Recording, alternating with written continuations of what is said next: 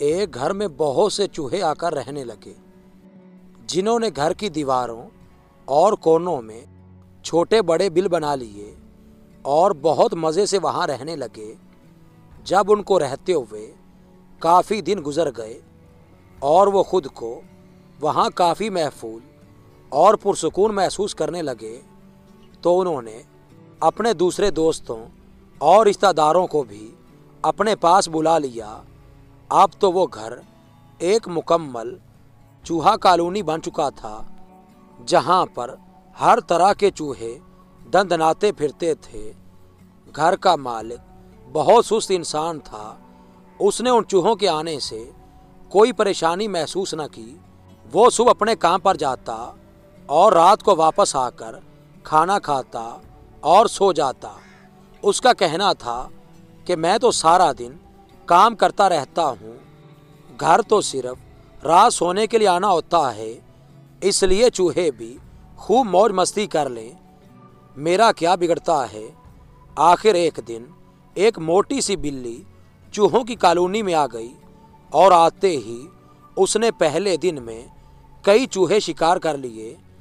मानो बिल्ली को तो उस घर में आकर मुफ्त के चूहे मिल गए थे, इसलिए उसने यहाँ रहने का इरादा किया और रोज़ाना कई चूहे शिकार करने शुरू कर दिए, जिससे चूहों की तादाद चंद दिनों में बहुत कम हो गई।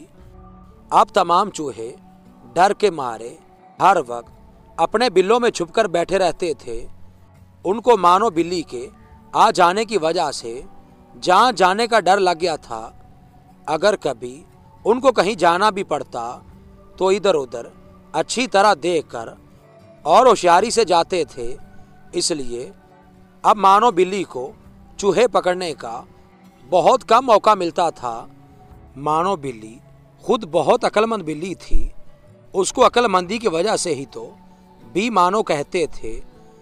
जब काफ़ी दिन चूहे शिकार ना हुए तो उसको दूध और रोटी में वो लज़्ज़त नहीं मिलती थी, इसलिए वो अक्सर भूखी रहने लगी थी।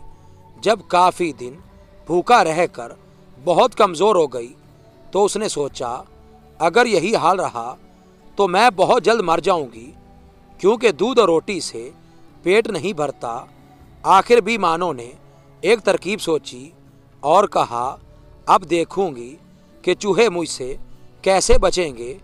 भी मानो ने अपनी सोची समझी तरकीब पर अमल करते हुए आटे का बर्तन उलट दिया और आटे में खूब लूट पूट होकर सारा आटा अपने जिस्म पर लगा लिया। जब सारा जिस्म आटे से भर गया तो वो चुपके से उठी और चूहों के बिल्लों के पास जाकर खामोशी से छुपकर बैठ गई। जब चूहों को काफ़ी देर तक बिल्ली की आवाज़ ना आई तो उन्होंने सोचा कि बी मानो भूख से तंग आकर कहीं और चली गई है और अब सारा घर उनका अपना है, वो जहाँ चाहें जा सकते हैं। ये सोचकर उन्होंने अपने बिल्लों से बाहर आकर खूब भंगड़े डाले और खुशी मनाई।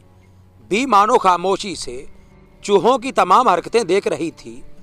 जब अक्सर चूहे भंगड़ा डालते इधर उधर जाने लगे और बी मानो को आटे का ढेर समझकर उसके करीब आए तो उसने झपट कर 3-4 चूहे पकड़ लिए और खूब मज़े से उनको खा लिया।